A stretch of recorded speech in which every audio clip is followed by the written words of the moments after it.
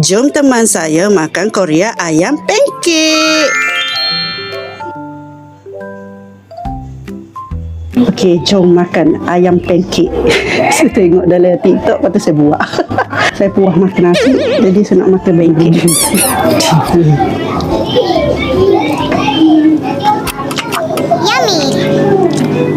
Sedap. Macam ayam apa? Ayam susu. Lepas tu bubur susu sikit jadi ayam susu tu.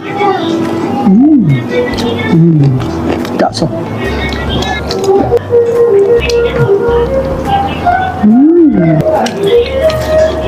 Tak molek.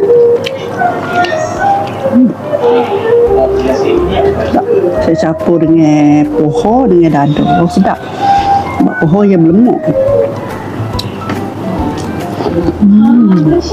Cantik.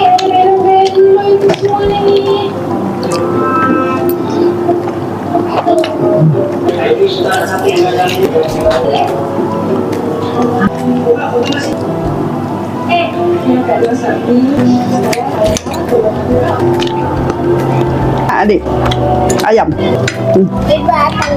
Ayam. Kenapa dia makan macam orang kaya je? Semua orang kaya.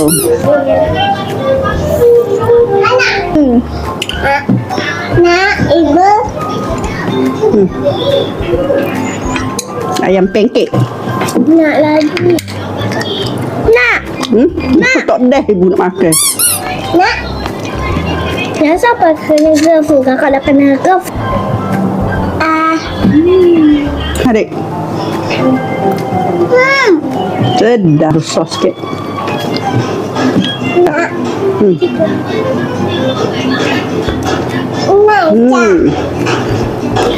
Nak cicah. Oh. Sedap. Sekejap kakak nak ambil air sebab haus. Ambil ke ibu tak? Ni kakak belah ibu. Dua ni. Dua ni berbahaya sejuk. Okey. Nak air je. Sedap. Tak, ibu. Sedap ibu masak. Ni bawa air.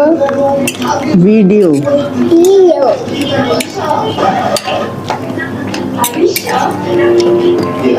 Nak lagi.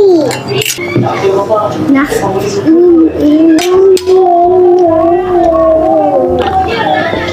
Jangan lupa subscribe, like, komen, share video ini. Terima kasih.